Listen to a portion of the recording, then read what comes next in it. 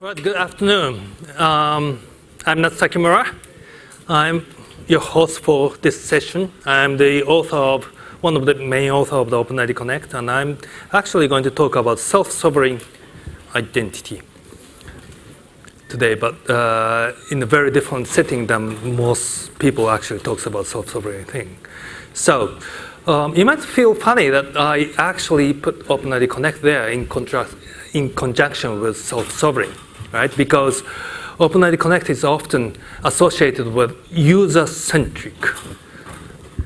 So you might ask, is OpenID Connect federated a user-centric self-sovereign thing? Right? Can you raise your hand if OpenID Connect is a federated protocol? Oh, by the way, do you know what is OpenID Connect? No. All right, so, and then who think the OpenID Connect is user-centric? Okay, a couple of people. And who think OpenID Connect is self-sovereign? Nobody. Almost. Well, a few people there. Oops. Actually, all the answers is right because the question itself is malformed. OpenID Connect is actually a protocol, right? It's only a protocol, and it can be deployed in various deployment patterns, such as social and bank identities, in which case it results in user-centric identity. While it can also be deployed on your own, you can host your own IDP on-premise or on cloud. I actually have been running my own IDP since 2011. On OpenID Connect. There's only one user, me, right? And it's pretty much self-sovereign. I actually, when you talk about self-sovereign, you have to also run various things. Like I'm running my own mail server, which is sometimes misconfigured. That my slide actually didn't reach Andy, right? And then I run my own cloud file service using Nextcloud, right? And that way, the slide actually reaches Andy. But you can do that way. But it's a kind of hard way, although it doesn't cost too much, right? My cloud server actually runs on $10 per month instance, and everything is just OpenID Connect. So it actually works, except that almost nobody accepts it. Right? Which is a big problem, but protocol-wise, it's standard OpenID Connect, so it should work. There's another easier way. Everybody has mobile phone, right? And if you can run your own identity provider on your phone, it's going to be much easier. So that I put self-sovereign easier way. But in this case, you need to have some special, how can I put it? Some specialized changes to the protocol because the relying party actually can't reach proactively to the identity provider that way. So in OpenID Connect, we have something called self-issued OpenID provider. It's on the chapter 7 of the OpenID Connect specification, and you can read it. But with that kind of small change, you can actually deploy your IDP on your phone or on your local machine. Now, OpenID Connect is often said to be authentication, but it isn't. If you read the OpenID Connect specification standard, it actually says that authentication is out of scope. What OpenID Connect is a user consent-based selective attribute disclosure protocol. If you read the specification, it says obtaining the subject's consent is a must, right? And then it allows requesting granular claims using claims parameter. You can do profiles and other scopes. That's alias to more granular scopes. Granular claim request. And then claims can come from other sources, than IDP itself as signed tokens. It's actually defined in Chapter 6, I think, of the OpenID Connect standard. Then, the identifier for the user can be ephemeral or pseudonymous, depending on how you want. Of course, I just found out that, I was pointed out a couple of weeks ago that it's actually really difficult to read it like that, and that's editorial mistakes. But from the beginning of the OpenID Connect journey, we were always thinking about ephemeral identifier as well, so that ID token can actually be used as the mechanism for anonymous attribute-based authentication. All right, so I've spent 5 minutes for that, and then there are 4 actors in OpenID Connect. Me in the center, right? That's the most important entity, but there are others like IDP. IDP, right? And I put OP and SIOP there. OP stands for OpenID Provider. SIOP stands for Self-Issued OpenID Provider. OpenID Provider is on your phone, right? It's a special kind of OP. Then number 4 is Relying Party. That's the standard stuff. But you might not have heard about Claims Provider. It's less used part of the OpenID Connect specification. And Claims Provider actually can provide signed claims to the IDP to be related to the relying party.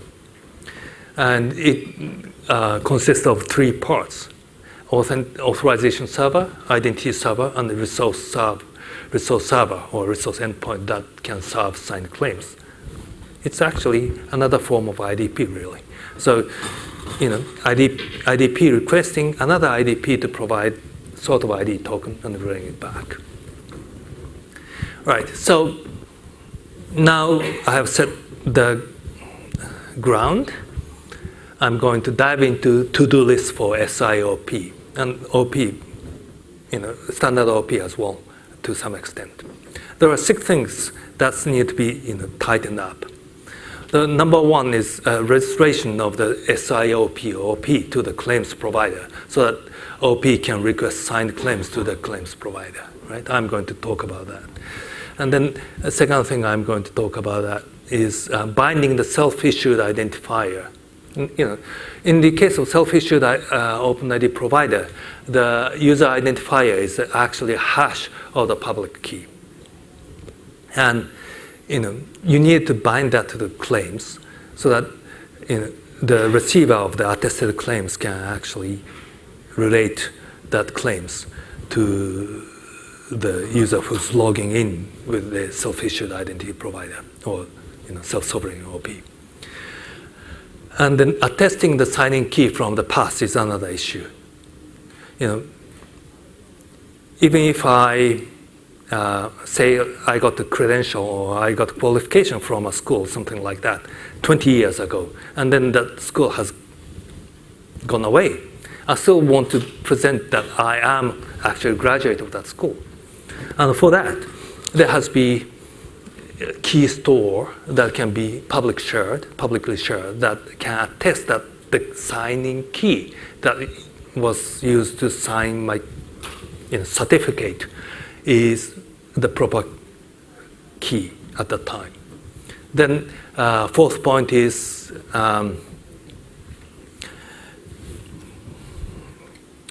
the enabling the key recovery. The users are notoriously bad at keeping the key safe and keeping track of it. So we need to have that. And then the 5th point is providing the claims to the relying party when the SIOP is offline. That's another problem.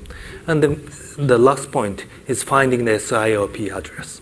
So I'm going to spend like 3 minutes each on that. Okay, registration of OP to CP. This is confusing because there are 2 OPs, right? But in this case, I'm calling the one in the center, that one, as OP. In this setting, the OP actually acts as the clients to the claims provider, which is another OP, right? And you can actually use the regular dynamic client registration onto the claims provider. That's not a problem. And that's that's the first thing. And then second problem that we have to talk about is binding user identifier at the OP and the attested claims.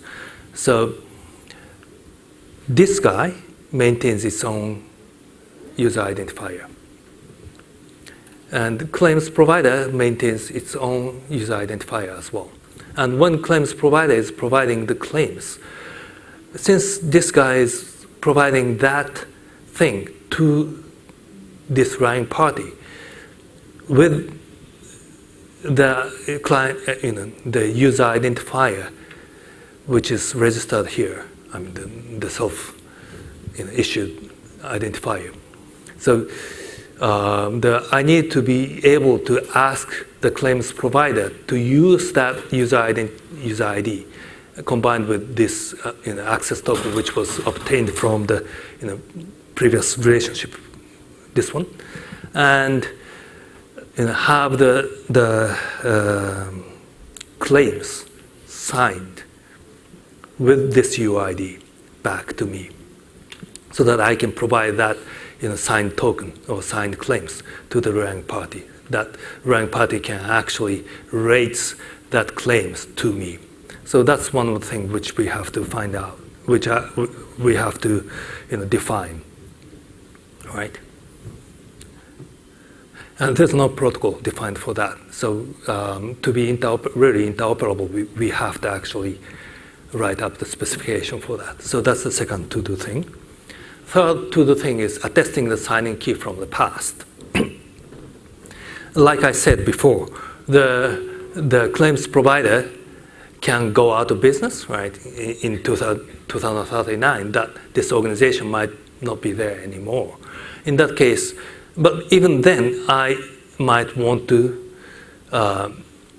be able to present the claims or claim sets that's been signed back in 2019, something like that. In that case, I need to prove that this key was actually a valid one. And for that, we could use some kind of publicly run shared key store, which is time-stamped, right?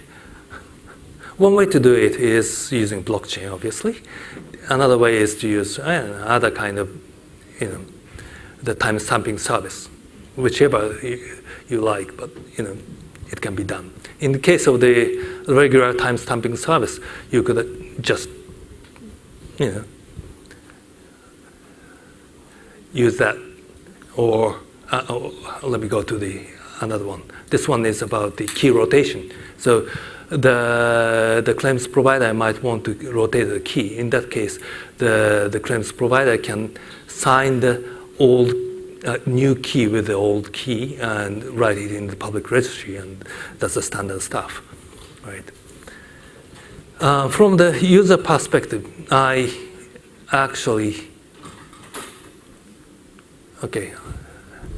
should talk, come back to this in the next slide. Sorry about that. Right, and then enabling key recovery. I started to touch on that on this illustration, but I'll use this one.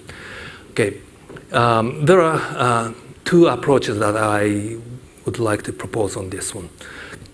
The first approach is to duplicate many times and store many. So typically, my key is represented in JWKS, JSON Web Key Set. Do you know JWKS? Right? Yeah. Then you can transform it with all or nothing transform. All or nothing transform, AONT, is the kind of transform that if you don't have all the fragments, right? So I've split into two here. You won't be able to recover anything. So you can split it into the big portion and the small portion. And for the big portion, you can store it on any of the public, or the cloud storage like Dropbox or Google or wherever, they will never be able to recover anything from it, any bits from it. And I'll store the smaller bits into the safer places, like store it in a USB key and store it in my storage, or perhaps I can entrust that to the trust bank or something like that, TPP. And if I lose track of those keys, I can always come back to these and combine them personally and recover my keys. If that fails, then there's a second option. In case the trusted third party or trust TPP can assist the re-identification of me. The trusted party can be in a group of friends, or it can be other parties like information fiduciary type of party, and they can then create new key. I can create a new key and combine with my old key and sign it over with their credentials, so that other people can actually trust this key rotation, so that I can recover my own account there. So that's how to enable the key recovery and key rotation. And then providing the claims to the relying party when the SIOP is offline is possible using something called distributed claims in OpenID Connect. It's also in the Chapter 7 of OpenID Connect. Now, I've put beware of privacy implications box here, because in the doesn't go back. In this case, the claims provider is not communicating with the relying party directly. So you can construct so that the relying party, the claim provider will not know where I'm presenting the credential. In this case, the relying party is obtaining the tokens directly from the claims provider, which means the claims provider can actually find out where I'm presenting that token. So some of the privacy protection feature is gone. But so you have to balance the utility that you can actually provide the claims without your intervention, and the loss of privacy down there. That can be done. And the last thing, last to the thing is how to streamline the process of finding SIOP. Now, in OpenID Connect, we are proposing to use OpenID scheme, OpenID : / for the SIOP as an app. But that doesn't actually work for other kind of implementations. Like you could implement SIOP as progressive web app. Kim Cameron is actually doing that right now. But for that, the custom scheme like OpenID : / doesn't work. It needs to give a deep link into it. So in this kind of case, you actually need to provide a domain at least. And the most popular way right now for that is to use a NASCAR. But in case of self-sovereign thing, there are going to be too many of them, so it actually doesn't work. You could actually use WebFinger to do the IDP discovery for that, but it proved to be not so popular, right? So what Kim is actually proposing is, the browser setting plus request header, so that you can set the, header string to the browser, so that the browser can actually, give out which IDP you are actually using, so that the relying party can find out, where to redirect the user to get him authenticated and get the claims attributes. So that's what he's proposing, and I agree that that probably is a good idea to do. Although we have to get the buy-in from the browser vendors, right? And hoping that he's still working for the Microsoft, right? And he can persuade the Chromium people to do that. Then we might get there, but that's going to improve the usability substantially. So that's what I'm hoping for. Right, so that's my main slides. I've got 4 minutes. If you have any questions, I've got many backup slides, by the way, so I can always jump around and answer your questions. Well, this slide deck has like 70 slides, and I've only used 18 of them. So any questions? Yes. So while a self-issued OP is part of the core spec, what's the support for RP libraries and being able to handle this? So it's primarily just the OpenID Connect, right? Mm-hmm. With a little bit of a twist. For example, if this is the biggest portion, you have to be able to find the OP, right? Right, exactly. Yeah, and then so that's a part that they have to actually implement. Okay. And if we go this way, it's going to be pretty much a regular OP, so that'll be pretty good. But except for one thing, I didn't dig deep onto this, and I just skipped through. But dynamic client registration, that's actually not very popular right now. But you have to actually have this capability for the client to actually make use of it. Okay. Any other questions? All right. So one of the main point about proposing something like this is that I have always been the supporter of self-sovereign kind of things, because my credo was to get the identity back to the users or power to the people. But I'm actually a little bit skeptical if we need a completely new protocol to achieve it. What I'm presenting here to you is that you can actually reuse most of OpenID Connect.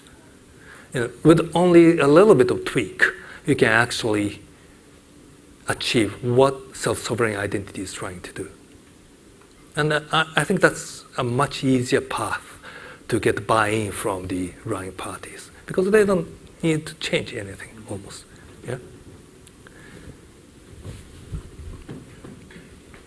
Tacky question, but if the subject is the hash or fingerprint of the public key, and then I want to rotate the key of my self-issued OpenID provider, then I'm going to appear as a new user at the relying party. Mm-hmm. So is that the right value to use for subject? It's just like changing your identity provider or something like that, right? So you could actually roll over the user identifier. Right, but yes, but then the relying parties have to be ready to basically get some message that says, my old identifier was this, and my new identifier is that, but it's the same person. That's right. And it's much like when we roll over from OpenID 2 to OpenID Connect. You always need something like that, yeah. Well, right, but that was sort of like a one-time thing. Yeah, but now you have to do it, consistently. Capability that relying parties would have to implement. Right. But that can be a privacy feature as well.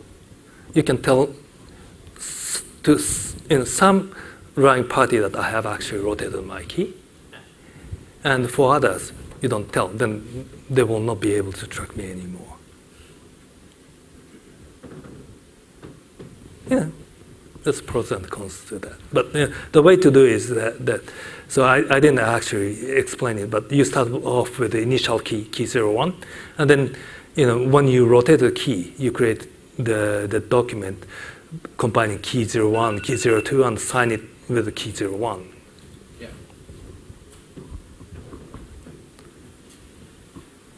Any other questions? I've got 15 seconds.